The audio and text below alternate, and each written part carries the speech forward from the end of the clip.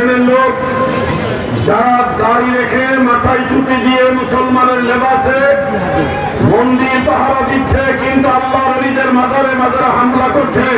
যারা এই দেশে ইসলাম প্রচার করেছে সেই আল্লাহর ওলিদের মাজারে মাজারে হামলা করে যারা মন্দির পাহারা দিচ্ছে, আমার মনে পড়ে এরাই হলো সেই 1450 বছর আগে ঘোষিত খারেজির দল। ঠিক কিনা? যারা ভুলের মধ্যে আছে তাদেরকে সঠিক পথের আলো দেখানো, সেই সঠিক দিশা না দেখিয়ে যারা মানুষের ভুল সংশোধন না করে আল্লাহর ওলিদের মাজারে উড়িয়ে দিতে চায়, এদের দুশমনী সেই সেজদাকারীদের সাথে না, এদের দুশমনী সেই গাঁজা সেবনকারীদের সাথে না, এদের দুশমনী হলো আল্লাহর ওলিদের সাথে। সেই বাংলার স্বাধীনতা সেই পরাজিত রাজাকারের বাহিনী।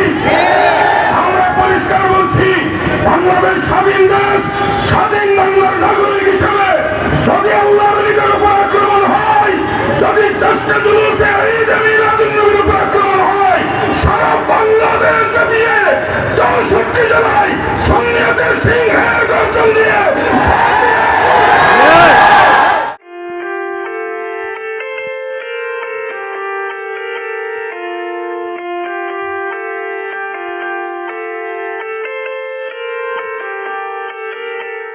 অন্যতম বৃহৎ জশ্নে জুলুসে ঈদে মিলাদুন নবী সাল্লাল্লাহু আলাইহি ওয়াসাল্লাম উদযাপন উপলক্ষে সমবেত সকল মুমিন মুসলমান ভাইরা, আজকের মিলাদুন নবীর মাধ্যমে গোটা দেশবাসীর কাছে এই মেসেজ আমরা দিতে চাই। বাংলাদেশ এটা হলো ইসলামের আদর্শের বাংলাদেশ, মানবতার বাংলাদেশ এবং সাম্প্রদায়িক সম্প্রীতির বাংলাদেশ। মুসলমান হিসেবে আল্লাহর হাবিবের আদর্শ মোতাবেক আমরা সবাই মিলেমিশে, সকল ধর্মের মানুষ মিলেমিশে দেশে বসবাস করি এবং দয়াল নবীজির কাছে ইসলামের ছায়া তুলে অন্য ধর্মের মানুষেরও নিরাপদ। মুসলমানের ভাতৃত্ববোধ বজায় রেখে অন্যান্য ধর্মাবলম্বী যারা আছে তাদেরকেও আমরা শান্তির ছায়া তুলে নিয়ে একসাথে বসবাস করি। এই কথাগুলো বলার মূল উদ্দেশ্য হল, বাংলাদেশে স্বাধীনতার যুদ্ধের পর থেকে আমরা সকল ধর্মের মানুষ একসাথে মিলেমিশে বসবাস করছি। কোন ধরনের সাম্প্রদায়িক দাঙ্গা ইসলাম এলাও করে না। তবে বর্তমান সময়ে আমরা লক্ষ্য করছি এক শ্রেণীর লোক যারা দাড়ি রেখে মাথায় টুপি দিয়ে মুসলমানের লেবাসে মন্দির পাহারা দিচ্ছে, কিন্তু আল্লাহর ওলিদের মাজারে মাজারে হামলা করছে। এই দৃশ্য দেখে আমাদের স্মরণে পড়ে সহিহ বুখারী ও মুসলিমের মধ্যে উল্লেখ, রাসূল আকরাম সাল্লাল্লাহু আলাইহি ওয়াসাল্লাম 1450 বছর আগে ভবিষ্যৎবাণী করেছিলেন, হে আমার উম্মতেরা শুনে রাখো, শেষ জামানায় এমন কিছু লোকের আবির্ভাব হবে যারা এত সুন্দর নামাজ পড়বে, যাদের নামাজের দিকে তাকালে তোমাদের নামাজ যেন কিছুই হবে না। তারা এত সুন্দর রোজা রাখবে, তাদের রোজার দিকে তাকালে যেন তোমাদের রোজা কিছুই হবে না। তারা এত সুন্দর কোরআন তেলাওয়াত করবে, তাদের তেলাওয়াতের দিকে তাকালে যেন তোমাদের তেলাওয়াত কিছুই হবে না। কিন্তু তোমরা শুনো, তাদের কণ্ঠনালীর নিচে ঈমান থাকবে না। তীর যেমনি ভাবে ধনুক যেমনি ভাবে তীর থেকে আলাদা হয়ে যায়, তাদের থেকে ঈমানের সম্পর্ক আলাদা হয়ে যাবে। দয়াল নবীজি বলেন, তোমরা শুনে রাখো, তারা মূর্তি পূজকদেরকে ছেড়ে দিবে কিন্তু মুসলমানদেরকে হত্যা করবে। এই কথার বাস্তব রূপ আমরা দেখতে পাচ্ছি। যারা মন্দির পাহারা দিচ্ছে, আমরা অন্য ধর্মের ধর্মীয় যে উৎসব আছে, যার যার ধর্মের মানুষ তার তার ধর্মীয় উৎসব উদযাপন করবে, সেটা আমরা কোন ধরনের আপত্তি রাখি না। ইসলাম আমাদেরকে সেই শিক্ষা দেয়নি।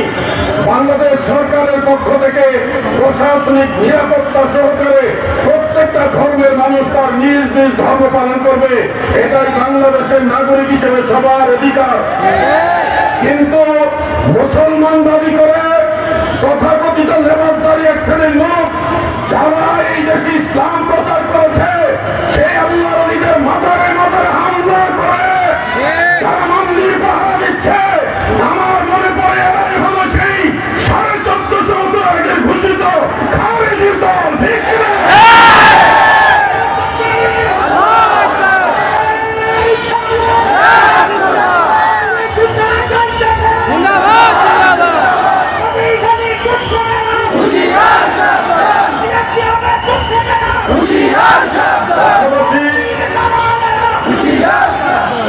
আমাদের অবস্থান পরিষ্কার। আমরা আহলে সুন্নাত ওয়াল জামাতের অনুসারীরা কখনোই কোন শরীয়ত বিরোধী কাজকে সমর্থন করি না। আমরা এক বাক্যে ব্যর্থহীন কণ্ঠে বলছি, সেজদার একমাত্র মালিক আল্লাহ। আল্লাহ তাআলা ছাড়া আর কাউকে সিজদা দেওয়া যাবে না। আমরা মাজারে হোক আর বাজারে হোক আর যেখানে হোক কোন ধরনের মাদক সেবন সমর্থন করি না। কোন ধরনের শরীয়ত বিরোধী কর্মকাণ্ড কোন মাজারে হোক অথবা অন্য কোথাও হোক এটা আমরা সমর্থন করি না। এখানে আমাদের দরকার ছিল মানুষের ইসলাহ করা, সংশোধন করা। যারা ভুলের মধ্যে আছে তাদেরকে সঠিক পথের আলো দেখানো। সেই সঠিক দিশা না দেখিয়ে যারা মানুষের ভুল সংশোধন না করে আল্লাহর ওলিদের মাজারে উড়িয়ে দিতে চায়, এদের দুশমনী সেই সেজদাকারীদের সাথে না, এদের দুশমনী সেই গাঁজা সেবনকারীদের সাথে না, এদের দুশমনী হলো আল্লাহর ওলিদের সাথে। আজকে সকালবেলায় খবর পেলাম ফেনী জেলার দাগনভূঞাতে জশ্নে জুলুসে ঈদে মিলাদুন নবীর জুলুসের মধ্যে আক্রমণ হয়েছে। প্রায় 50 জনের মতো আমাদের সুন্নি ভাই এবং ছাত্ররা আহত হয়েছে। আলহামদুলিল্লাহ, ভালো খবর হলো তেমন কোনো ক্ষয়ক্ষতির খবর আমরা পাইনি। তবে এই যে বিষয়টা আমি খোঁজখবর নিয়েছি, এই আক্রমণগুলি যারা করছে তারাই 1971 সালের স্বাধীনতার সেই পরাজিত শক্তি, সেই বাংলার স্বাধীনতার সেই পরাজিত রাজাকারের বাহিনী। আমরা পরিষ্কার বলছি, বাংলাদেশ স্বাধীন দেশ, স্বাধীন বাংলার নাগরিক হিসেবে যদি আল্লাহর ওলিদের উপর আক্রমণ হয়, যদি জশ্নে জুলুসে ঈদে মিলাদুন নবীর উপর আক্রমণ হয়, সারা বাংলাদেশ দিয়ে 64 জেলায় সুন্নিয়তের সিংহের গর্জন দিয়ে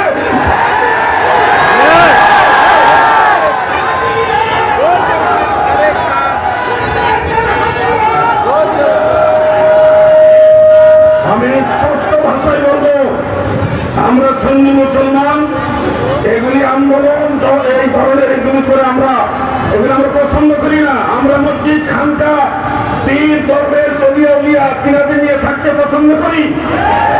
আমরা নামাজ কালাম, জিকির, আজকার, মেহমানদারি এগুলি নিয়ে আল্লাহ বিল্লাহ করা, আল্লাহর ইবাদতে মশগুল থাকি, এটাই পীর মুর্শিদ সুফি সাধকদের কাজ। কিন্তু মনে রাখবেন, ভাগের লেজ দিয়ে কান চুলকাবেন না। বাংলাদেশের বেশিরভাগ মুসলমান হলো সুফিবাদে বিশ্বাসী সুন্নি মুসলমান। যদি ভাগের লেজ দিয়ে কান চুলকানোর চেষ্টা করেন, তাহলে বলছি আপনারা সমুদ্র দেখেছেন কিন্তু সমুদ্রের উত্তাল তরঙ্গ দেখেননি। আপনারা বাঘ দেখেছেন, সিংহ দেখেছেন, কিন্তু বাঘ সিংহের গর্জন দেখেননি। যদি সুন্নি জনতা শান্তির প্রিয় এই সুফিবাদে বিশ্বাসী সুন্নি জনতাকে আপনারা বাধ্য করেন, তাহলে বাংলাদেশ থেকে পালিয়ে যাওয়ার সুযোগ পাবেন না।